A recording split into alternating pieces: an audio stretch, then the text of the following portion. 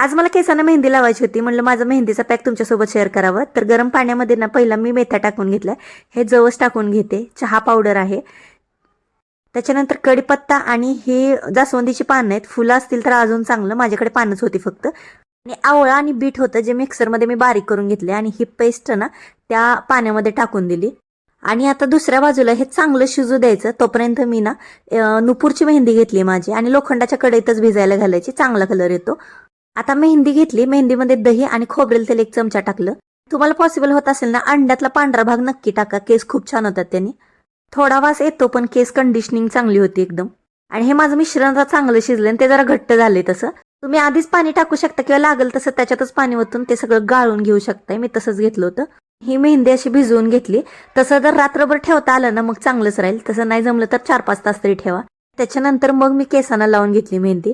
Final result बघूया आपण. असे झालेत केस, कलर पण छान आलाय. आणि माझा नेहमीचा अनुभव आहे, मेहंदी लावले की दुसऱ्या दिवशीपासूनच केस गळती कमी येते. आणि ह्याच्यासोबत डाएट, व्यायाम आणि झोप